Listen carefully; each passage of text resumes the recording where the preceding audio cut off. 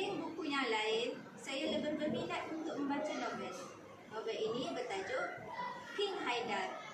Penulis novel ini hanya mahu dikenali dengan nama Angel dalam dunia penulisan. Novel ini merupakan karya yang ke-8 beliau. Angel pernah memenangi hadiah kategori novelis popular terbaik dan anugerah buku negara pada tahun 2016, 2017 dan 2018. Buku ini diterbitkan oleh penerbitan karya seni Sendian Berhad. Novel ini diterbitkan pada tahun 2022, edisi cetakan yang kedua.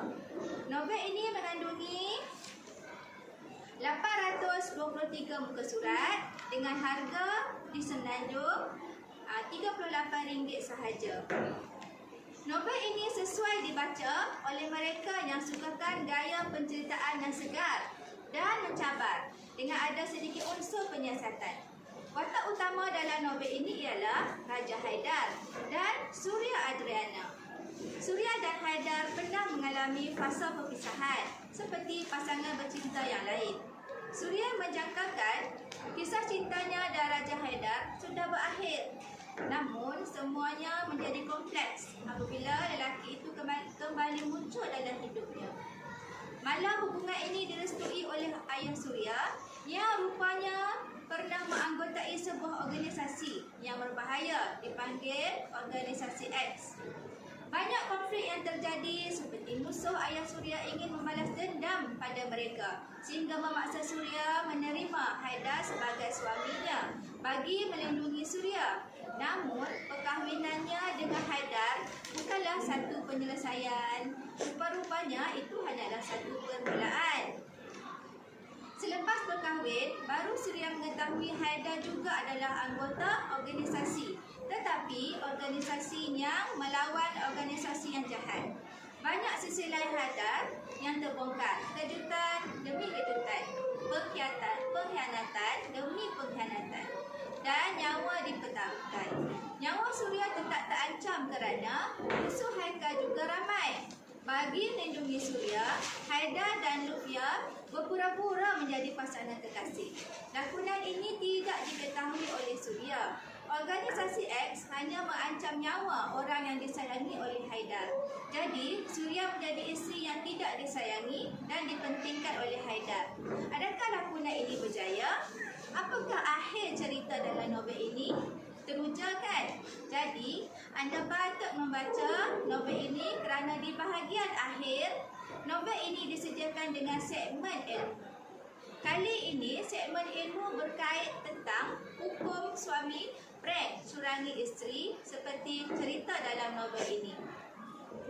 Tertulis dalam segmen ilmu ini bahawa Islam menganjurkan kepada suami untuk berbuat baik dan berkasih sayang terhadap isteri. Seorang suami tidak sepatutnya menipu atau bergurau dengan cara yang menyakiti emosi dan fizikal isterinya.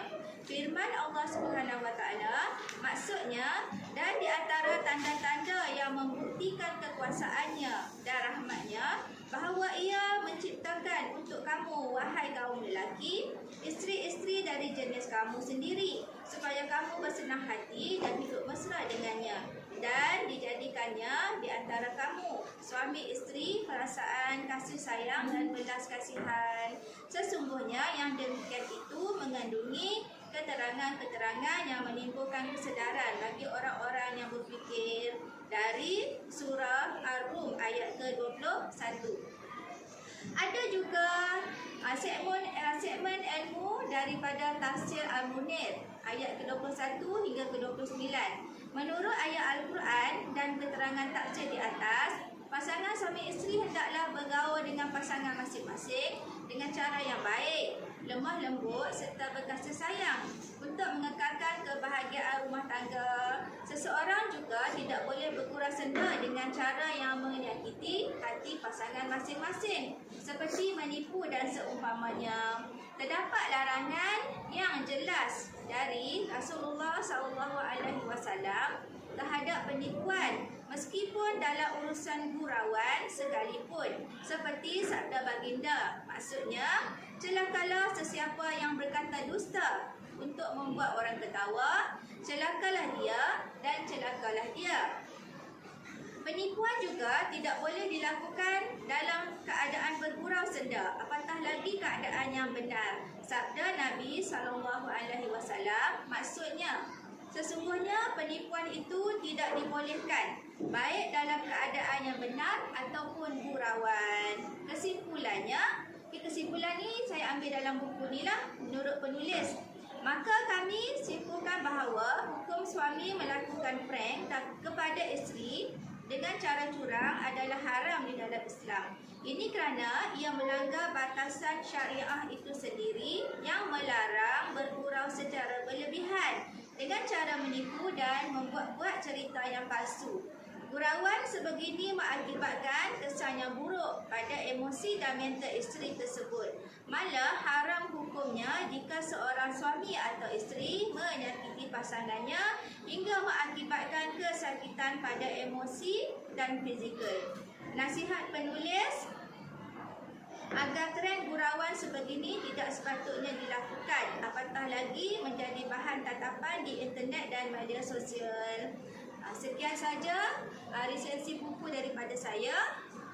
Wabillahi taufiq wal hidayah. Wassalamualaikum warahmatullahi wabarakatuh.